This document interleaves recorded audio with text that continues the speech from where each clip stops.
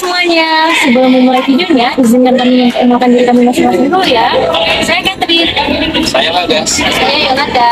Saya Nadina. Saya Rizky. Kami dari kelompok 2. Nah, kami di sini akan membuat video tentang selamat menyaksikan ya. Dadah. Apa saja peran Bank Indonesia dalam mengatur sistem pembayaran non-tunai di Indonesia? Yang pertama, regulator dan fasilitator pengembangan. Bank Indonesia sebagai regulator bertugas untuk memastikan seluruh proses sistem pembayaran berjalan mulus. Caranya adalah dengan membuat peraturan, syarat-syarat, serta sanksi yang mengikat penyedia layanan keuangan. Dengan begitu, data penggunaan sistem pembayaran, mulai dari transfer uang, kartu debit, dan kredit, sampai QRIS sudah diatur sedemikian rupa untuk meminimalisir risiko penyalahgunaan. Bank Indonesia juga menjadi fasilitator yang artinya menyempurnakan sistem pembayaran yang sudah ada. Pada intinya, Bank Indonesia memiliki kewajiban untuk menjamin semua transaksi berjalan tanpa hambatan.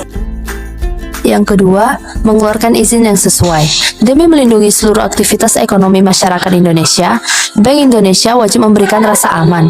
Caranya adalah dengan mengeluarkan perizinan bagi perusahaan atau penyelenggara sistem pembayaran. Izin yang dikeluarkan juga tidak boleh sembarangan. Bank Indonesia harus memastikan produk atau layanan keuangan yang disediakan oleh lembaga terkait tidak merugikan atau melanggar hukum. Yang ketiga, melakukan pengawasan. Bank Indonesia secara berkala melakukan monitoring di lapangan.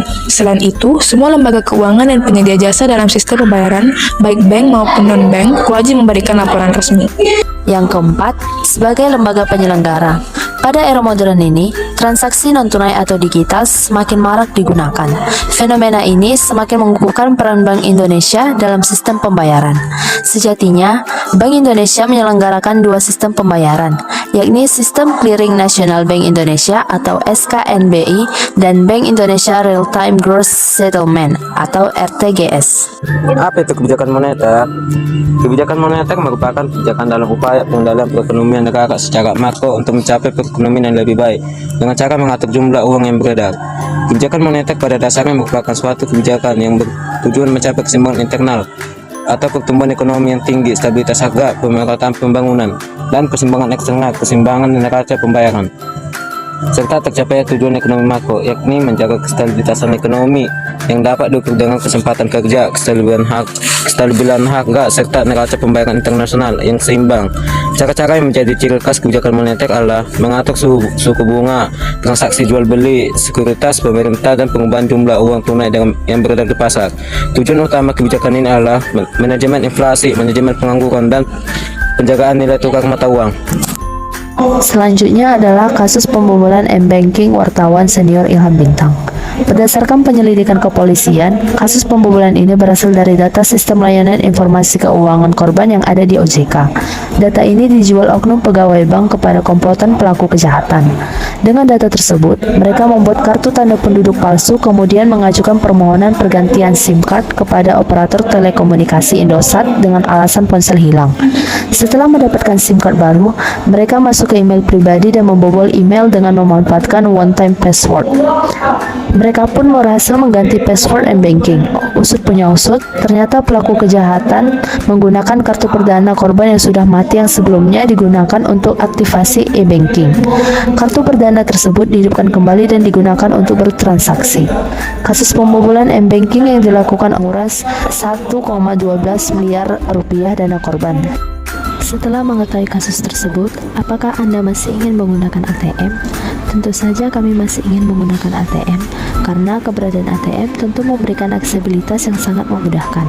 Hingga kini, fitur pelayanan pada ATM semakin ditingkatkan, mulai dari layanan transfer antara rekening atau antar bank, pembayaran tagihan, pembelian, bertransaksi via ATM untuk penarikan tunai, dan sebagainya. Selain itu, khusus untuk kartu debit, memberikan kemudahan melakukan transaksi berbelanja tanpa perlu membawa uang tunai.